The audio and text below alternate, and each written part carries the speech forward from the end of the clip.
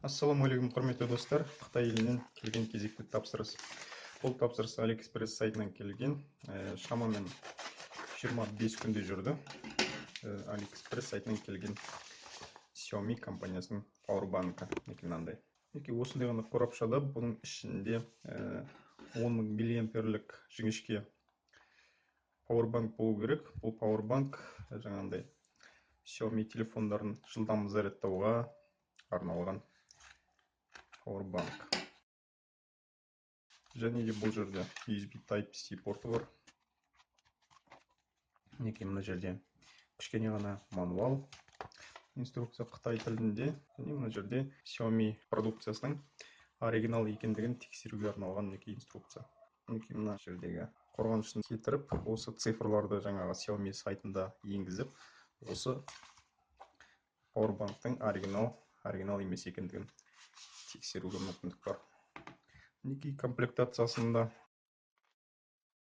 осындай қысқа ғана USB шнур бар. Ол шнурдың бас жағында арнайы переходник бар. Микро USB-ден мынандай USB Type-C-ге арналған. Powerbank-ымыздың өзі салмақты. Астыңғы жағында сыйымдылығы көрсетілген 10 000 миллиампер деп. Және мына жерде характеристикалар 5 вольт 2 ампер, 9 вольт 2 ампер және 12 вольт 1,5 ампер береді. Және сондай тоқтарды алады. Яғни өзде жылдам зарядталады деген сөз. Қазір мына құрылғының көмегімен қанша тоқ беретінін өлшеп көреміз.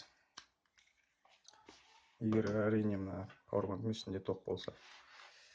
Тоқ бар сияқты. Әзірге 5 вольт беріп тұр. Бұны Xiaomi Mi 4C смартфонның көмегімен тексеріп көреміз. Зарядка кетіп жатыр. 9 вольт беріп жатыр, өздеріңіз көріп тұрсыздар.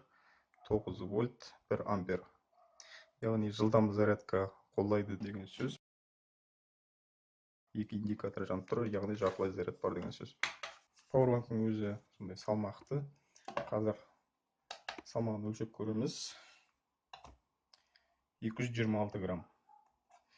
Дәл осындай 10 000 миллиампер, нақтырақ айтсам 10 400 миллиампер сиятын Powerbank-ның салмағы 251 грамм. Екеуінің де корпустары металдан жасалған.